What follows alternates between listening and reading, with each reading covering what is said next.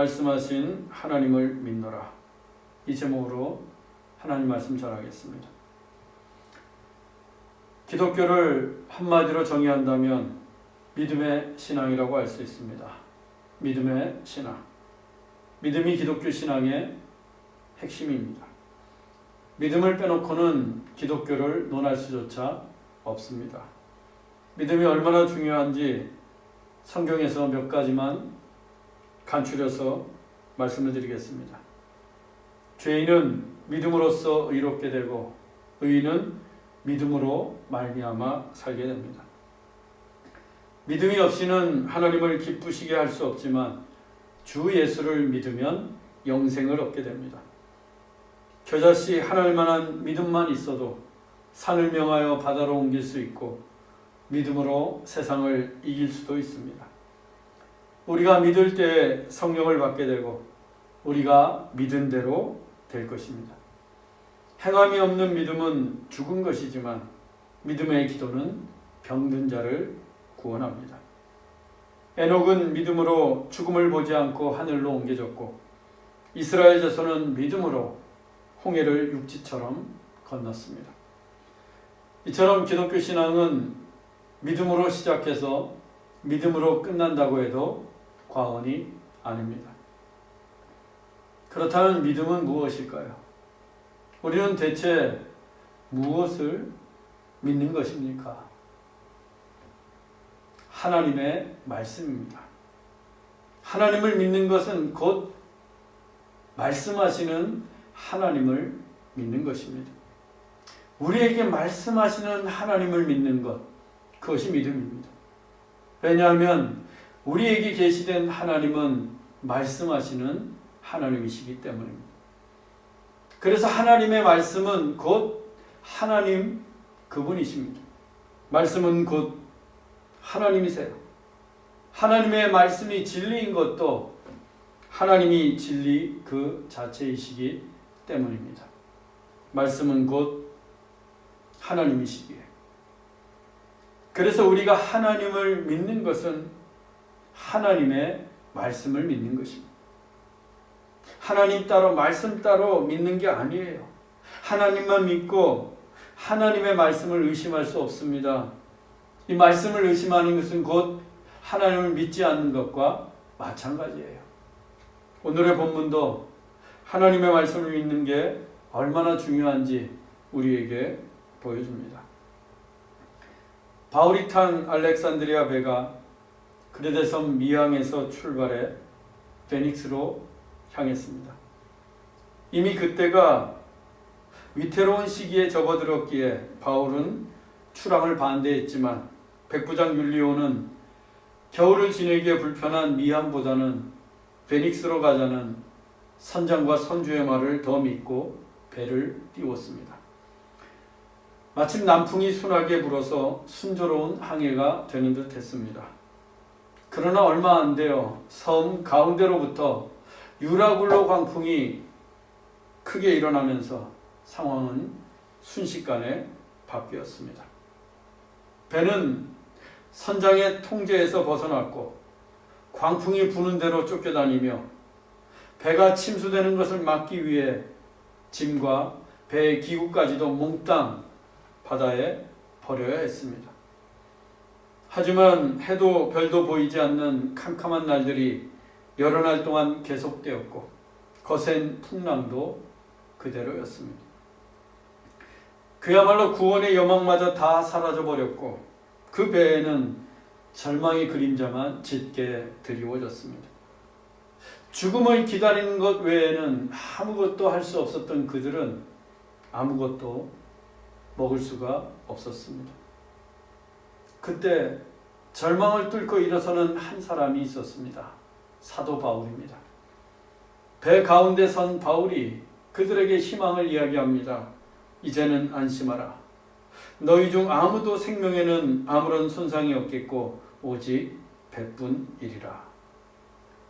바울이 이렇게 말할 수 있었던 것은 풍랑이 잔잔해지고 상황이 나아졌기 때문이 아닙니다. 여전히 풍랑이 휘몰아치고 여전히 해도 별도 보이지 않고 여전히 구원의 여망이 다 사라진 어젯밤에 하나님의 사자를 통해 하나님의 말씀을 들었기 때문입니다. 바울아, 두려워하지 말라. 내가 가이사 앞에 서야 하겠고 너와 함께 항해하는 자를 다 내게 주셨다. 바울이 가이사 앞에 서야 하는 것이 하나님의 뜻이었기에 유라굴로 광풍이 아무리 세차게 불어도 바울은 반드시 로마로 가게 될 것입니다. 그러니 두려워하지 말라는 말씀이에요. 뿐만 아니라 하나님께서 바울과 함께 배를 타고 항해하는 자의 생명을 바울의 손에 맡겨주셨습니다. 그들은 바울과 함께 있는 한 절대로 죽지 않을 것입니다. 바울이 신통방통한 기적을 일으키고 바울이 말 한마디로 풍랑을 잠재울 수 있는 능력을 가졌기 때문이 아닙니다. 하나님께서 그렇게 말씀하셨기 때문입니다. 내가 가이사 앞에 서야 하겠고 또 너와 함께 항해하는 자를 다 내게 주셨다. 그것뿐입니다. 그 말씀뿐입니다. 다른 어떤 신호나 상황의 변화도 없습니다. 여전히 풍랑은 거세게 휘몰아치고 있고 여전히 하늘은 깜깜해서 해도 별도 보이지 않습니다. 그들은 여전히 망망대해를 헤매고 있습니다. 아무것도 나아진 게 없습니다. 바울이 들은 것은 그저 하나님의 말씀뿐입니다. 어젯밤에 하나님의 사자가 전해준 하나님의 말씀뿐이에요. 그런데도 바울은 다시 한번 확신에 차서 말합니다. 본문 25절 상반절입니다. 그러므로 여러분이여 안심하라. 바울은 다시 한번 안심하라고 합니다. 어젯밤에 하나님께서 말씀하셨기 때문입니다. 하지만 지금 그 배에서 하나님의 사자가 전해준 하나님의 말씀을 들은 사람은 오직 바울 한 사람입니다. 누가와 아리스다고는 물론이고 백부장 율리오, 선장과 선주, 선원과 죄수들, 그리고 상인과 여행객들, 바울과 함께 탄 275명은 아무도 하나님의 말씀을 듣지 못했습니다. 게다가 그 275명 중에 그리스도인은 누가와 아리스다고 둘뿐입니다. 나머지 273명은 하나님에 대한 신앙이 없는 사람들이에요. 아무리 그리스도인이라고 해도 자신이 직접 하나님의 말씀을 듣지 않았다면 그 같은 상황에서 바울이 전해주는 하나님의 말씀을 쉽게 믿을 수가 없습니다. 하물며 하나님도 믿지 않는 불신자들이겠어요. 그들에게 안심하라고 해서 쉽게 안심할 수 있겠습니까? 오히려 정신이 이상하다고 말할 수 있습니다. 유라굴로 광풍 때문에 바울의 머리가 어떻게 된 거 아니냐고, 미친 거 아니냐고 생각할 수도 있어요. 게다가 바울은 죄수의 신분이지 않습니까? 그의 말을 어떻게 믿을 수가 있어요? 물론 바울이 지금 시기적으로 항해가 위험하다고 경고했습니다. 그리고 진짜 위험해졌어요. 하지만 그게 바울을 전적으로 믿도록 해줄 수는 없습니다. 지중해 바다가 그때 위험하다는 것은 선장과 선주도 알고 있어요. 선원과 상인들도 다 압니다. 그들은 배를 타고 바다를 누비는 사람들이에요. 그래서 지금 비록 위험하지만 베닉스로 갈 수 있다는 자신감까지 있었던 그들입니다. 바울이 안심하라고 했을 때 그들은 거의 10중 8구는 바울의 말을 믿지 않았을 것입니다. 그들은 여전히 두렵고 불안했을 거예요. 왜? 상황이 나아진 게 없으니까. 여전히 풍랑은 그대로이고 여전히 해도 별도 보이지 않고 그들 눈에는 여전히 구원의 여망이 사라진 그대로이니까 상황이 나아진 게 없어요. 그리고 무엇보다 그들은 하나님을 믿는 사람들이 아니기 때문입니다. 이것이 믿음이 있는 사람과 믿음이 없는 사람의 가장 큰 차이입니다. 믿음이 없는 사람은 눈에 보이는 상황만 가지고 판단합니다. 눈에 보이는 게 좀 나아졌다 싶으면 그때서야 비로소 희망을 이야기합니다. 하지만 눈에 보이는 상황이 여전히 풍랑 그대로이고 눈에 보이는 것이 여전히 구원의 여망이 없는 바다뿐이라면, 그리고 캄캄해서 해도 별도 보이지 않는 날들 뿐이라면 그들은 계속해서 절망합니다. 낙심합니다. 안심하지 못합니다. 상황이 두려우면 그들은 계속해서 두려울 뿐이에요. 그러나 우리는 어떻습니까? 하나님을 믿는 사람들은 어때요? 그 상황 너머에 있는 희망을 봅니다. 유라굴로 광풍이 휘몰아치는 두려움을 뚫고 하나님이 주시는 평화를 봅니다. 구원의 여망이 다 사라진 그 깊은 풍랑 속에서도 주님이 주시는 생명을 봅니다. 여러분, 눈에 보이는 게 다가 아닙니다. 하늘에 계신 하나님은 눈에 보이지 않습니다.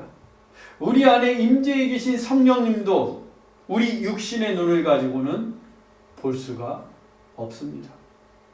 그렇지만 어떻습니까? 우리와 함께 계십니다. 언제 어디서나 우리를 돌보십니다. 우리 눈에 보이지 않아도 하나님은 여전히 우리 곁에 계십니다. 그리고 희망을 보라고 말씀하십니다. 안심하라고 위로하십니다. 두려워하지 말라고 말씀해 주세요. 믿음은 그 보이지 않는 하나님을 믿는 것입니다. 그래서 히브리서 기자는 믿음을 이렇게 정의했습니다. 히브리서 11장 1절입니다. 믿음은 바라는 것들의 실상이요 보이지 않는 것들의 증거니. 바라는 것들은 소망을 뜻합니다. 두려움과 절망 너머에 있는 하나님이 주시는 소망입니다. 지금 당장 우리 눈에는 보이지 않지만 우리가 바라는 그 소망을 실상, confidence, 확신하는 게 바로 믿음입니다. 그리고 믿음은 보이지 않는 것들의 증거입니다. 우리의 믿음이 보이지 않는 하나님을 증거합니다. 여러분의 믿음이 여러분 속에 임재해 계신 성령님의 증거예요. 얼마나 신비로운 믿음입니까? 애굽을 나온 이스라엘 자손들이 검푸른 홍해바다 앞에 갇혔습니다.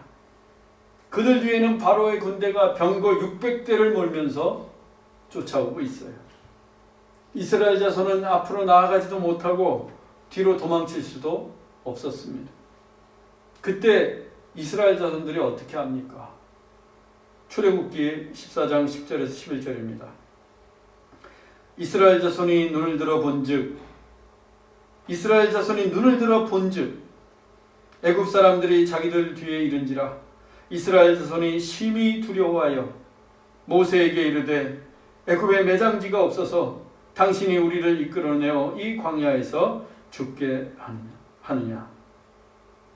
이스라엘 자손이 자기들 눈을 들어서 애굽 사람들을 보았습니다. 손에는 창칼을 들고 병거를 타고 달려오는 애굽 사람들을 보았어요. 그러자 심히 두려워졌습니다. 여기서 심히는 더 이상 두려워할 수 없을 만큼 극도로 두려워한 것을 말합니다. 그들은 극도의 두려움에 빠졌어요. 팔다리가 사시나무 떨리듯이 떨립니다. 그들은 지금 눈에 보이는 상황만 보고서, 그들 눈에 보이는 애굽 사람들만 보고서 심한 두려움에 휩싸인 거예요. 그리고 모세에게 원망을 퍼붓습니다.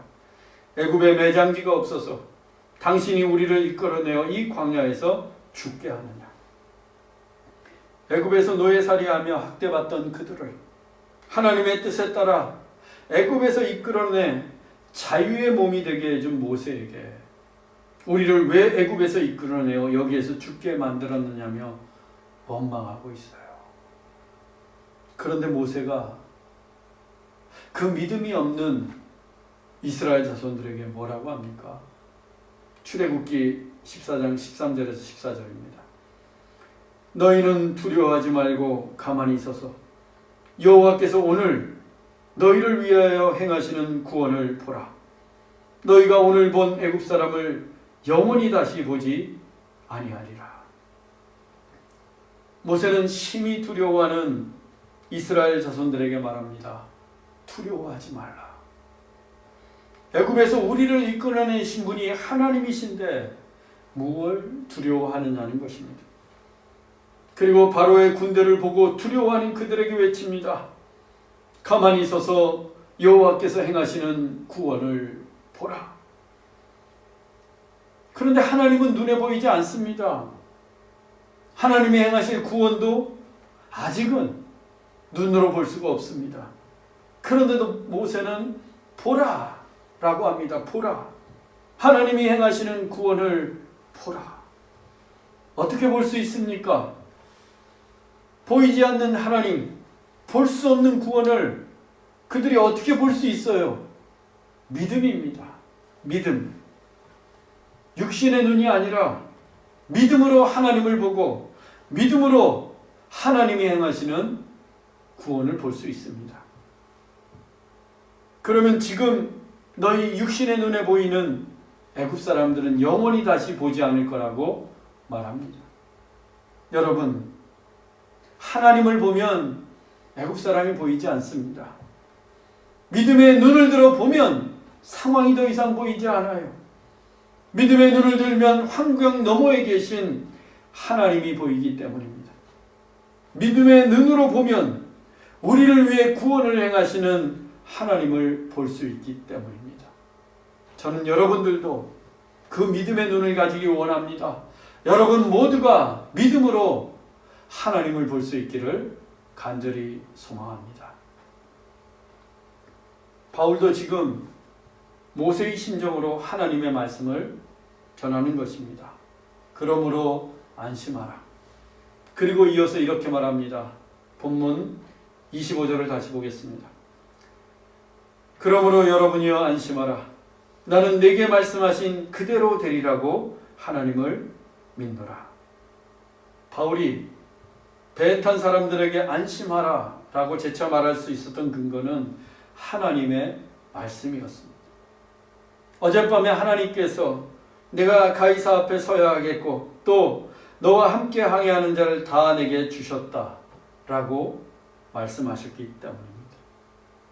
중요한 것은 바울이 그 하나님의 말씀을 곧이곧대로 믿었다는 것입니다. 나는 내게 말씀하신 그대로 되리라고 하나님을 믿노라. 바울은 하나님이 말씀하신 그대로 된다고 하나님을 믿었습니다. 이것이 바울이 하나님을 믿는 방식입니다. 그리고 이것이 우리가 하나님을 믿는 방법이 되어야 합니다. 하나님을 추상적으로 믿어서는 안 됩니다. 하나님을 무슨 뜬구름 잡듯이 믿는 게 아니에요. 또 하나님을 너무 감정에만 호소하면서 믿어서도 안 됩니다. 찬양을 듣다가 마음이 뜨거워지고 가슴이 울컥해지고 눈물이 나면 믿음이 생기는 게 아니에요. 물론 성령의 감동으로 그럴 수도 있습니다. 그렇지만 믿음은 그렇게 감정만으로 되는 게 아니에요. 그렇게 감정에 휩싸여서 눈물을 흘리다가 교회를 떠난 사람들이 얼마나 많습니까? 믿음이란 무엇인가? 우리는 어떻게 하나님을 믿을 것인가? 하나님의 말씀이 그대로 된다고 믿는 것입니다. 이 성경에 기록된 하나님의 말씀이 1.1획도 틀리지 않고 그대로 된다고 믿는 거예요. 하나님이 가이사 앞에 서야 하리라 라고 말씀하셨으면 유라굴로 광풍이 죄 아무리 힘을 합쳐도 로마로 가고 가이사 앞에 설 것이라고 믿는 것입니다. 그것이 하나님이 말씀하신 그대로니까. 하나님께서 바울과 함께 배에 탄 이들을 바울에게 주셨다 라고 말씀하셨으면 그들은 절대로 죽지 않습니다. 풍랑이 그대로고 구원의 여망이 사라지고 배가 파선을 해도 그들은 반드시 살 것입니다. 왜? 하나님이 말씀하셨기 때문에. 태초에 하나님이 천지를 창조하실 때 어떻게 이 세상이 만들어졌습니까? 하나님이 말씀하신 대로. 하나님이 빛이 있으라 말씀하시면 빛이 생겨났습니다. 하나님이 천하의 물이 한 곳에 모이라 라고 말씀하시면 하늘 아래에 있는 모든 물들이 한 곳에 모였습니다. 하나님께서 풀과 씨 맺는 채소와 열매 맺는 나무를 내라 라고 말씀하시면 각기 종류대로 생겨났습니다. 그래서 창세기 1장에 제일 많이 나오는 단어가 그대로 되니라입니다. 그대로 되니라. 하나님이 말씀하시니 그대로 되니라. 하나님의 말씀을 기록한 이 성경의 처음 창세기 1장에 왜 하나님이 말씀하시니 그대로 되니라 이 구절이 수도 없이 반복되고 있을까요? 그렇게 믿으라는 겁니다. 믿음은 그런 거라는 거예요. 하나님이 말씀하시면 그대로 된다고 믿는 것, 그것이 바로 하나님을 믿는 것이라고 처음부터 우리에게 가르쳐 주시는 것입니다. 아브라함이 99세, 그의 아내 사라가 89세 때 하나님께서 그들을 찾아와 말씀하셨습니다. 내년 이맘때 아들을 낳으리니 이름을 이삭이라 하라. 그런데 아브라함과 사라가 어떻게 합니까? 웃었어요. 100세에 어떻게 자식을 낳고 사라는 경수가 끊어진 지 오랜데 어떻게 출산을 하느냐며 부부가 세트로 웃었습니다. 그런데 어떻게 되었습니까? 하나님이 말씀하신 그대로 됩니다. 하나님이 말씀하신 대로 사라가 임신을 했고 하나님이 말씀하신 대로 그때 이삭이 태어났습니다. 예수님의 제자들이 예수님 주변에 모여 있을 때마다 예수님이 말씀해 주셨어요. 인자가 사람들 손에 넘겨져 죽임을 당하고 제3일에 살아나리라. 십자가의 죽음과 부활에 대해 말씀해 주신 것입니다. 그리고 정말 예수님이 말씀하신 그대로 이루어졌습니다. 예수님이 말씀하신 대로 십자가에 못 박혀 주님은 죽으셨고 또 예수님이 말씀하신 대로 제3일 만에 무덤에서 부활하셨습니다. 그런데 예수님이 말씀하실 때에는 아무도 그 말씀을 믿지 않았습니다. 예수님이 행하시는 기적과 능력은 믿으면서도 예수님이 말씀하신 것은 믿지 않았어요. 그래서 다 도망쳤습니다. 베드로는 3번이나 주님을 부인했고 또 예수님이 부활하셨는데도 이 도마는 믿지를 못해요. 제자들의 믿음이 온전치 못했기 때문입니다. 하나님은 허투루 말씀하시는 분이 결코 아닙니다. 하나님은 말씀하신 대로 행하시고 말씀하신 대로 이루시는 분입니다. 하나님은 말씀 그 자체이시기 때문에 말씀은 곧 하나님이시기 때문에 그래서 우리의 믿음도 하나님이 말씀하신 그대로 된다고 믿어야 합니다. 그런데 제가 목회하면서 보니까 하나님 따로 말씀 따로 믿는 사람들이 있어요. 하나님을 믿는다고 하면서 하나님의 말씀을 골라서 믿는 거예요. 어떤 말씀을 믿고 어떤 말씀은 믿지 않나요? 자기에게 듣기 좋은 말씀은 믿는데 마음에 부담이 되는 말씀은 믿지 않습니다. 십자가에 달리신 예수님은 믿는다고 하면서도 십자가를 지고 나를 따르라 라는 예수님의 말씀은 거부해요. 이건 제대로 믿는 게 아닙니다. 하나님을 온전히 믿는 게 아니에요. 하나님이 절대적인 분이라면 하나님의 말씀도 절대적입니다. 하나님이 완전하신 분이라면 하나님의 말씀도 완전합니다. 그러면 하나님이 말씀하신 그대로 된다고 믿어야 합니다. 그게 참된 믿음이에요. 그리고 그것이야말로 하나님을 바르게 믿는 것입니다. 바울은 그렇게 하나님을 믿었습니다. 나는 내게 말씀하신 그대로 되리라고 하나님을 믿노라. 그리고 이어서 다음과 같은 예언을 합니다. 본문 26절입니다. 그런즉 우리가 반드시 한 섬에 걸리리라 하더라. 지금은 이렇게 광풍이 부는 대로 우리가 바다를 헤매고 있지만 반드시 한 섬에 걸릴 것이라고 합니다. 그 섬이 바로 멜리데 섬입니다. 하나님께서 알렉산드리아 배에 탄 사람들을 구원할 장소로 택하신 바로 그 멜리데 섬입니다. 그 후에 알렉산드리아 배에 탄 사람들이 어떻게 되었는지 사도행전 27장 44절이 이렇게 증언해주고 있습니다. 마침내 사람들이 다 상륙하여 구조되니라. 마침내 사람들이 다 상륙하여 구조되니라. 하나님이 말씀하신 대로 한 섬에 걸렸고 하나님이 말씀하신 대로 그 섬에 상륙해 다 구조가 되었습니다. 배는 파선을 했습니다. 풍랑은 계속되었는데도 하나님이 말씀하신 대로 그 배에 탔던 276명은 한 사람도 빠짐이 없이 다 구원받게 되었습니다. 바울이 하나님을 믿었던 그대로 하나님이 바울에게 말씀하신 그대로 이루어졌습니다. 사랑하는 형제자매 여러분, 믿음의 사람은 절망 너머의 소망을 보고 검은 흙더미 속에서도 피어나는 한 송이 꽃을 볼 수 있습니다. 또 믿음의 사람은 끝없이 펼쳐지는 망망대해 속에서도 하나님께서 걸리게 하시는 한 섬을 볼 수 있습니다. 왜냐하면 하나님이 말씀하신 그대로 될 것을 믿기 때문입니다. 우리도 그렇게 하나님을 믿으십시다.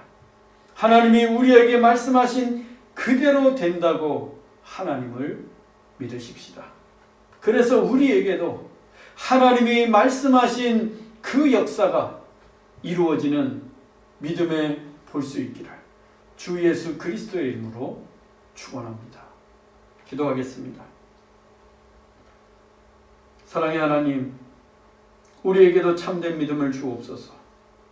하나님의 말씀을 믿는 것, 우리에게 말씀하시는 하나님을 믿는 것, 그것이 하나님을 믿는 것임을 잊지 말게 하옵소서.